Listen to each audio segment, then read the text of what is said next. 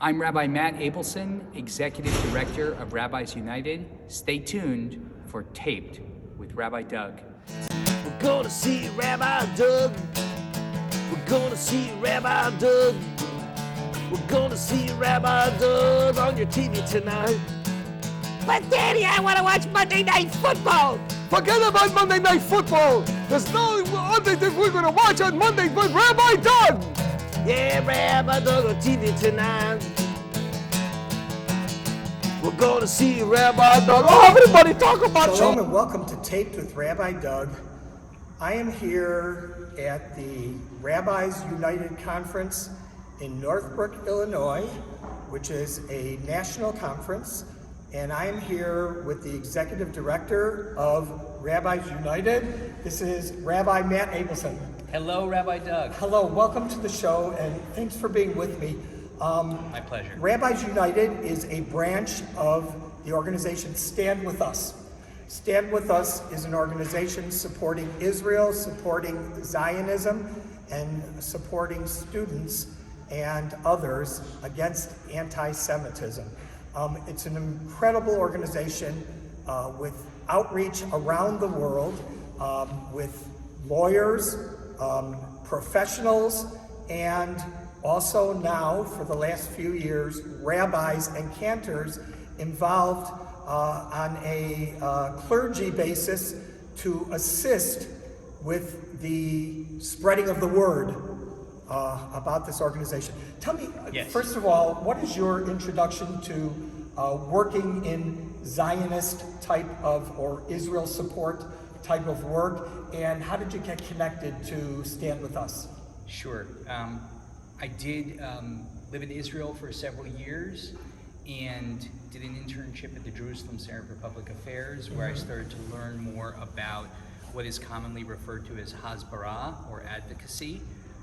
And I then went to rabbinical school, and while I was in rabbinical school, I participated in the World Zionist Congress on the Merkaz slate.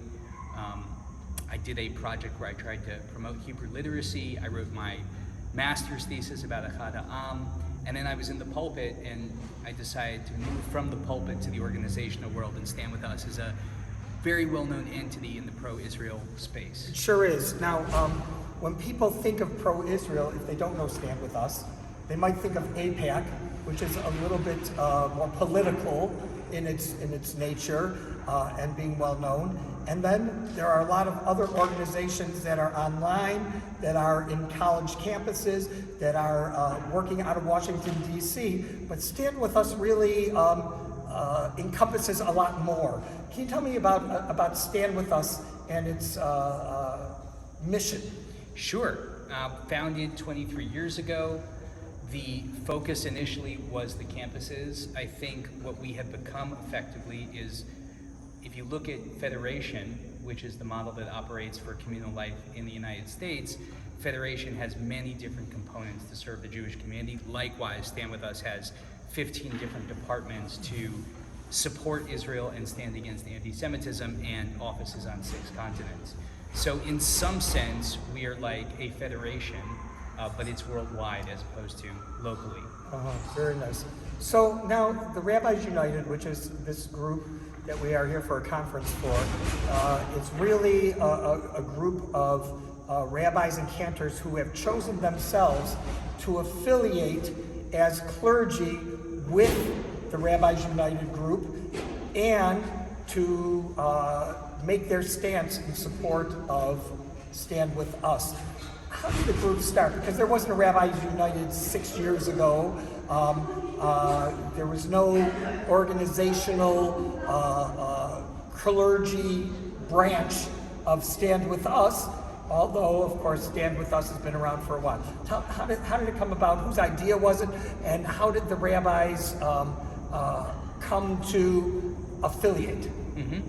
Well, rabbis and cantors are the ones who serve Amcha primarily, and they have the most direct contact with Amcha. So one would think, if you have an organization whose objective is to elevate the people of Israel across the world, then you need to incorporate or include the rabbis. So I would say, before the pandemic, Jerry and Roz Rothstein, who were the founders of StandWithUS, wanted to create this division. Along with Esther Renzer as well. They wanted to. They had a soft launch. COVID hit. Very hard to develop it at that point. And then as COVID is winding down, they started looking again to reboot the department, and I was able to step into that role. Wow. So where are you located, your home base? Where is that? And I know you do a lot of traveling around the country as part of this position. Here you are in the Chicago area for the conference. Last year, the conference was in Los Angeles. But where's your office and where are you located? I live outside of Philadelphia, and yes, conferences have brought me to Los Angeles and to Chicago, where we are today, to Florida, to Baltimore.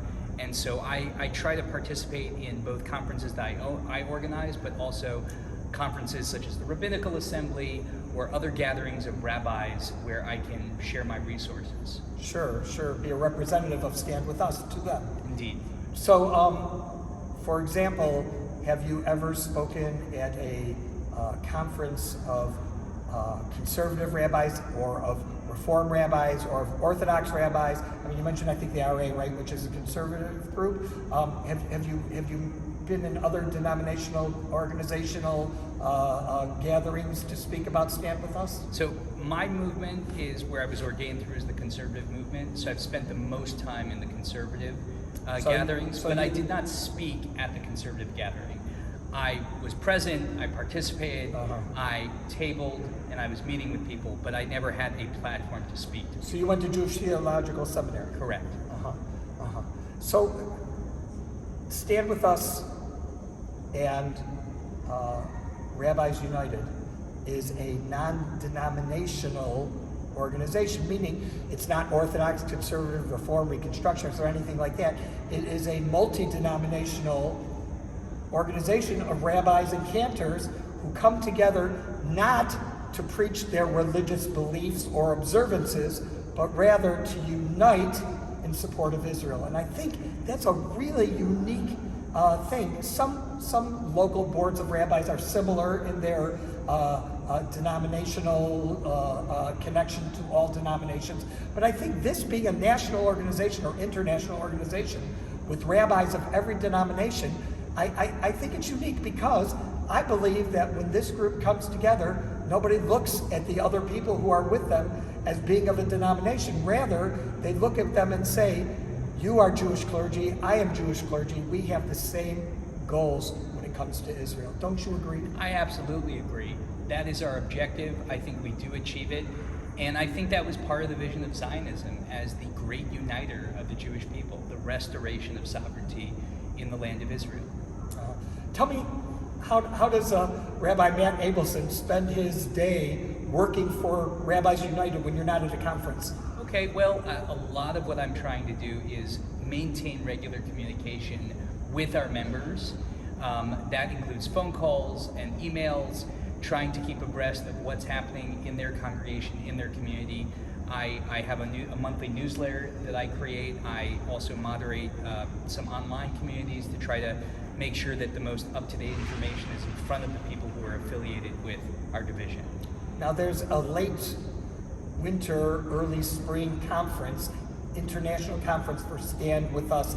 How are you and Rabbis United connecting to that Stand With Us international conference that's going to be in Los Angeles, I believe? That is correct, Rabbi Doug. International conference is a blowout event. Havdalah, and there's a lot more that happens besides that. When you participate in that part of the program with all of the young people who are present, our Emerson Fellows, our Leventhal's, you can't help but be moved and spiritually uplifted. So we are gathering. We have a rabbinic track for the first time. So we're going to have the rabbis participating in some of the general programming that everyone else is going to be participating in. And then we'll have our own specific track where we get a chance to have collegiality and discuss the challenges and opportunities for those in our profession. How awesome. So let me tell you, we've had on our show before Roz Rothstein, who's the CEO and founder of Stand With Us. We've had Peggy Shapiro, who was the longtime Midwest director and now does so many things for legal and national Stand With Us. But this is the first time I've had on clergy from Stand With Us. Tell me about college connections. Tell me about your connection to clergy on campuses. For example, we have Hillel clergy on campuses, we have Chabad clergy on campuses, we have synagogues near campuses with clergy. How do you connect to them and support them in their efforts to bring in Israel advocacy for the people who attend their organizations, such as Hillel or a Chabad or something like that? The avenue that we have primarily pursued are pulpit rabbis. We have not had the opportunity yet to engage much with Hillel rabbis or with Chabad But Stand With rabbis. Us does do that. Stand With Us does do that. It does it through the students. And I think that's one of the reasons why we have not stepped into that space, because the college campuses really belong to students, and we want them to have the experience on the campus that belongs to them. That said, I am available to any rabbi, regardless of whether they work in the pulpit or not. Right. So student leaders who are trained by Stand With Us and represent regions, I guess, of colleges and stuff, and come in, these are the people that really connect to the students. Tell me about the fellows. I think everybody, you mentioned Emerson Fellow and stuff. Yes. Tell me a little bit about the fellows with Stand With Us, because a lot of people watching us right now have college students and they're not involved with Stand With Us, and they say, you might be saying, if you're Jewish, you might be saying, I wish my child was involved in Jewish events and Israel advocacy at college. And who would they talk to? How would they get involved with Stand With Us if they were interested? Sure. If your child or grandchild is in college and is passionate about Israel and wants to exercise leadership, they should apply for the Emerson Fellowship. This gives them an opportunity to engage in education and trainings and gain a stipend to develop programming on their campus so that they can impact the college campus and help their fellow students, Jewish and non-Jewish, understand Israel in the midst of this campaign of misinformation that has been ongoing for decades now, but is reaching sort of a peak. Very nice, very nice. Can you tell me what successes in the Jewish world have come out of Stand With Us? Are there people that we would know by name who know Jewish education or know Jewish advocacy or Jewish federations? Are there any people we would know by name that were involved in Stand With Us in the past that you can think of right offhand? And if not, that's okay. But I'm curious, since you've been around Stand With Us for a while. Sure. I mean, stars, celebrities within this pro-Israel space. I mean, I know Hen Mazik was involved for a period of time. Charlotte Korczak has established herself as an Amazing. incredible... She's been on our show too. I didn't mention her. She's been on our show also. She is probably, as she was the keynote speaker at this event for the rabbis here, she is probably the most influential and dynamic speaker I have ever heard on Israel advocacy. There's a lot of great speakers out there, so Charlotte Korczak is way up there, way up there. Yes, I agree with you, Rabbi Doug. I mean, I think what we have are many unsung heroes. It's like the hidden tzaddikim. These are people who are day in and day out making an impact. And when October 7th hit and everyone saw the tsunami that was attacking the Jewish people in all kinds of spaces, the primary reason that tsunami did not overwhelm us is because we were already present and we had already trained so many people who had gone through college to be able to withstand what was happening, and that's how we held it back. That's so cool. It's so cool. What is the goal of the rabbis now? We just finished this conference in Chicago, is finishing today. What would Stand With Us clergy be able to do that they haven't done already, or a goal for clergy to do as far as in their own congregations? Well, you say in your own congregations, and I think that's precisely connected to our goal, which is to bring the rabbi beyond his or her own congregation to a sense of unity with other rabbis. I think one of the aspects of being in the pulpit is you can get so immersed in your own community that at some level you lose contact with your colleagues. And so what we've tried to do during this conference is connect you to your colleagues. You've been in the month of Tishrei. You've been marking the holidays of Rosh Hashanah, Yom Kippur, Sukkot, on and forth. And you've been with your congregation, and that's wonderful. That's who you're serving. But you also belong to your colleagues.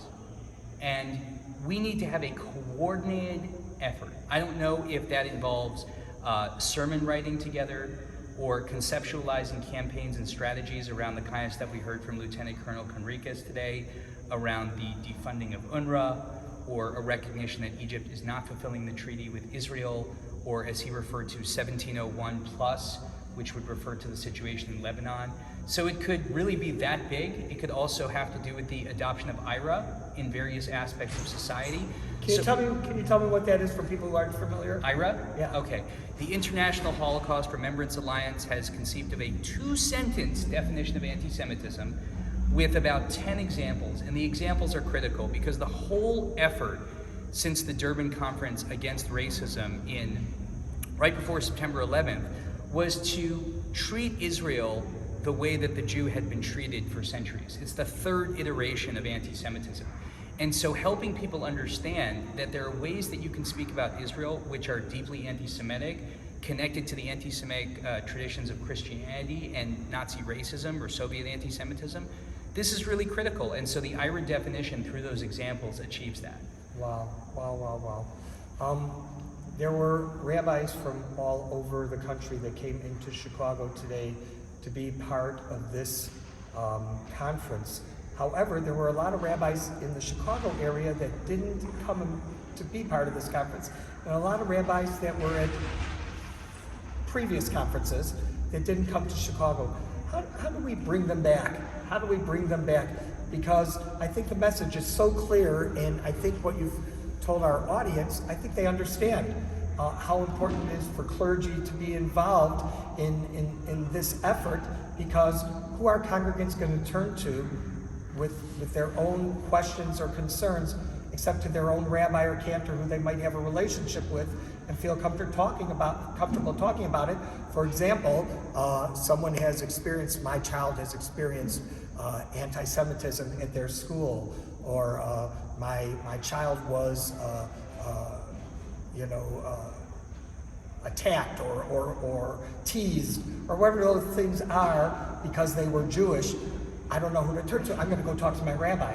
How do we get these rabbis to be involved in Rabbis United, to stand with us and know what the next move is for them? I appreciate the question. When I think of Zionism, we see that in many ways it was the Jewish people who led the rabbis. So yes, it's true. The rabbis do have a role of leadership, but that doesn't always mean that they are the ones who lead. Sometimes we need our congregants to help us lead. So I encourage you to speak with your rabbis, especially those in the Chicago area, to have them get involved in what we're doing. We had this conference in the Midwest because we wanted to draw from the local leadership. Some of the issue may have been around timing, but I also know that rabbis are pulled in many directions in terms of the Israel messaging, and not everyone knows what to think. So we are going to have to begin with the quality we have. You've been with us now 3 conferences, and we're going to build from there, because we are indomitable and we are inevitable in a sense. Sooner or later, our message is going to win the day. So it's really a matter of just persistence. Very nice.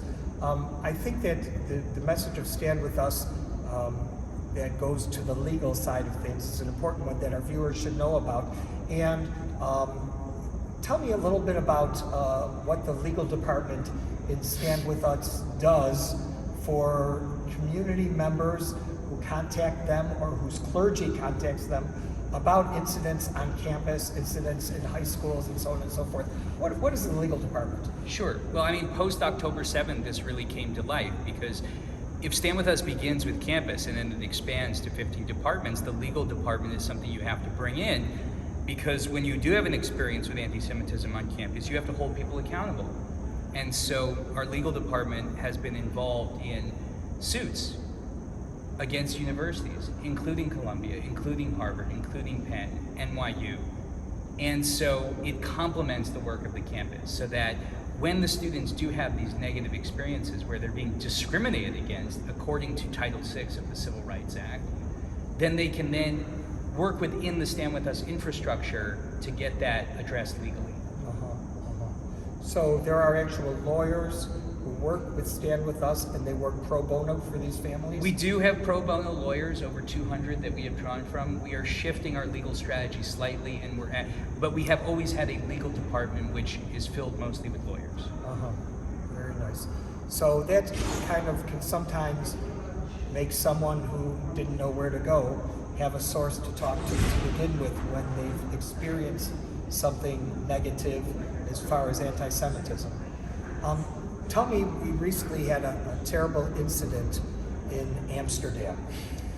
A terrible incident in Amsterdam, a pogrom, as it's being called, after a soccer match with Israeli soccer team. How do we prevent these things from happening in the United States, do you think? What is our message and our move? Because people are talking now. People are saying, if it can happen there, it can happen there. And if it can happen there, it can happen here. How do we prevent things like that from happening? What is the message that we're not getting out, or who are we not in contact with that can prevent something like this from happening? The message is vigilance. I mean, we have to be watching this space constantly, and every one of our actions has to be dedicated to making sure that the United States does not go in the direction of Europe. I mean, I fear for the future of the European countries. Obviously, I fear mostly for the European Jewish community. But you know, you're still going to have Israelis and Jews traveling, even if they're not living in these places. And these countries have to be accountable. I mean, the King of Holland was able to acknowledge straight away, we failed the Jews during World War II, and we failed them just now. So, I mean, these societies are bigger than just the Jews, and it's really up to them at some level if they're just going to keep failing, and ultimately that will lead to their demise. We who are in the United States understand that there is no alternative to the United States. There is nothing after the fall of the United States, which is why we have to do everything possible to uphold the rule of law. That's a great statement. I love that. Very nice, very nice. I want to go back to Israel for a minute. There's a lot of protests in Israel. Protests against the government, protests against the defense minister being let go, protests against not having those hostages freed already, which God willing should happen very, very soon in our days. And how do the advocate organizations for Israel, how do they look at these people protesting when we're trying to support? You know, it kind of seems to be counter. I know, and by the way, I know they're not protesting Israel support, but it doesn't look good to the world. What do you think about that stuff, and how do we address it? The Israelis are incredible people, and my admiration for them continues. It is steadfast, and it's an open society, and it's incredible that they're able to hold those two pieces together, fight these wars on 7 fronts, and also express the things that they're disappointed with their government in the public space. That said, I think when we look back on 10/7 and we try to understand how Israel was vulnerable, the way that the protest movement evolved was part of that. You could go back before that and say that the decision to initiate this judiciary issue was the cause of that. Nevertheless, all of us have to look at what led to that, which exposed Israel's underbelly and left us in a place where we were vulnerable. So while I would never denounce the right to protest, that's essential to a free society, you know, I do understand the concern around, you know, how can you really do these two things at the same time? Yeah, no, it's really a bothersome thing, and a question that doesn't have a real good answer. But I thank you for your opinion and for your thoughts. So now we go into a new world in politics.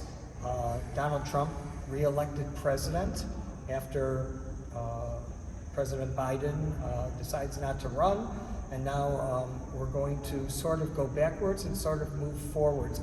How do you think the change in the U.S. government will affect Israel, will affect our Israel advocacy, and also affect those who are protesting in the United States with such statements as free Palestine and from the river to the sea? How do you think things will turn out? What's your vision and opinion? I'm optimistic about change. I do think that President Biden and his visit to Israel in October after the attack was absolutely essential to Israel being able to win this war. That said, it was a brutal year for the Jewish community, and many of the people that we thought were our friends proved not to be our friends and allies. I do hope that the appointments that I'm seeing from the Trump administration bear the fruit that I expect they will, and I do think for those of us in the pro-Israel space that the wind will be at our backs, and we have to take that momentum. It is earned. We have earned this, and we need to win the peace. So here comes the hard question now.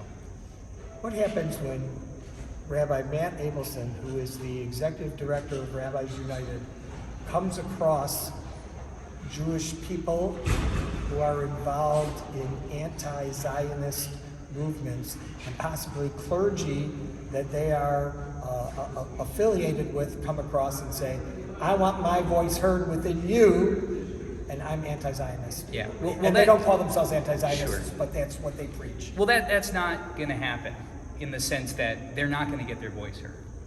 Not every voice deserves to be heard in that way. Some voices are able to take the temperature of the community and articulate it better than others. And so I do believe that the pro-Israel voice is the voice of the Jewish community in the United States. And, we don't persecute people for having a minority opinion, but that doesn't mean that they have equal right to the space. There has always, there have been dangers in the past around the phenomenon of the malshinim, or the informers, people who purposely try to hurt their own community. That said, you take a person like Shlomo Carlebach, who's a hero to me, not every aspect of his life, but I've been to the Carlebach Shul, found it very moving, a master of Keruv.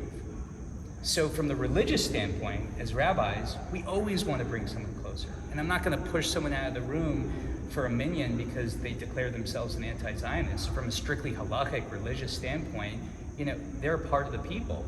But in terms of what they're trying to say, which is hurting the rest of us, we cannot mitigate. We cannot make room for that. I love it. And then finally, just because we're running out of time, I want to commend you. You brought in today among students, one of the two students who were attacked recently at DePaul University in Chicago. And the idea of bringing him in to speak to these rabbis today, I think they were all like, hearing what he had to say. This young the other man students. is a hero. He was assaulted, and he came to speak with us several days later. And he was honest about what it feels like after an attack. You probably don't even want to leave the house. And he did, and he came and spoke with us. These young people cannot be the front line for this community. That's not how we raise young people.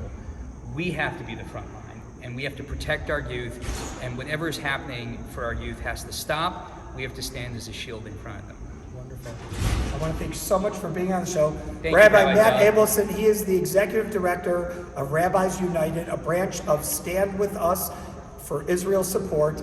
And I want to thank all of you for being with us. Remember, you can check out our website, www.tvrabbi.com, where you can also see former shows on the web and former shows with people from Stand With Us.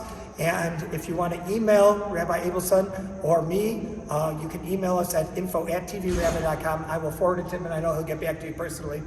Hope to see you next time, right here, same place, on Taped with Rabbi Doug. Shalom. Yeah, he's the rabbi for me.